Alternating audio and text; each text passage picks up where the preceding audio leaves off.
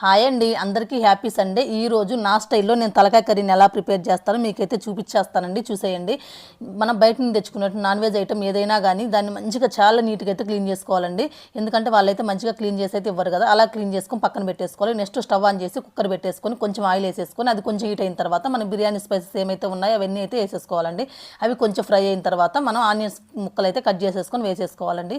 ఇవి కొంచెం ఫ్రై అయిన తర్వాత మనం స్పైస్కి తగ్గట్టుగా 3-4 అయితే పచ్చిమిర్చి అయితే చీలికలుగా కట్ చేసేసుకొని వేసేసుకోవాలి. అవి కూడా కొంచెం ఫ్రై అయిన తర్వాత ఇందులో మన అల్లం వెల్లుల్లి పేస్ట్ అనేది యాడ్ చేసుకోవాలండి. అల్లం వెల్లుల్లి పేస్ట్ అనేది మనం అప్పటికప్పుడు ఫ్రెష్గా నూరుకున్నదైతేనే కర్రీకి మంచి ఫ్లేవర్ అయితే ఉంటుందండి. అలా అల్లం వెల్లుల్లి పేస్ట్ కూడా వేసేసుకొని అంతా తిప్పేసుకున్న తర్వాత ఇది మంచిగా పచ్చివాసన పోయేదాకా అయితే ఫ్రై చేసుకోవాలండి. అలా ఫ్రై చేసుకున్న తర్వాత నెక్స్ట్ వచ్చేసి మనం ఏదైతే కర్రీ అనేది కడిగేసి పెట్టుకున్నాము అదైతే ఇందులో వేసేసుకోవాలండి. అంతా అయితే వేసేసుకొని నెక్స్ట్ అందులో సాల్ట్ వేసేసుకోవాలి, కొంచెం పసుపు వేసేసుకొని ఇదంతా మిక్స్ అయ్యేటట్లయితే మంచిగా కలిపేసుకొని ఒక 10 మినిట్స్ అయితే మూత పెట్టేసుకొని కుక్ అవ్వనివ్వాలండి.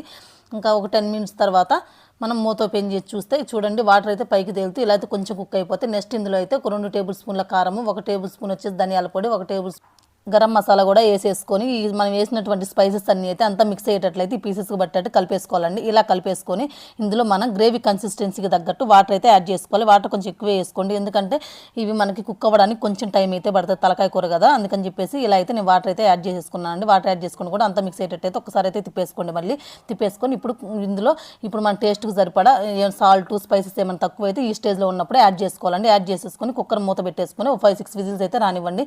ఎందుకంటే 5-6 విజిల్స్ అనేది మనం తెచ్చుకునేటటువంటి తలకాయ కర్రీని బట్టి ఉంటుందండి. కొన్ని అయితే ముదిరిపోయి ఉంటాయి కదా, అటువంటి వాటికి అయితే ఇంకొంచెం 2 విజిల్స్ అనేది ఎక్స్ట్రా రానివ్వండి.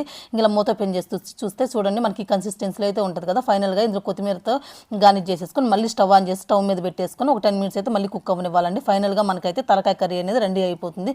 ఎంతో టేస్టీగా ఉండే తలకాయ కర్రీ అనేది రెడీ అయిపోయింది. వీడియో అయితే ప్లీజ్ లైక్ చేయండి, అలానే ఛానల్ సబ్స్క్రైబ్ చేసుకోండి.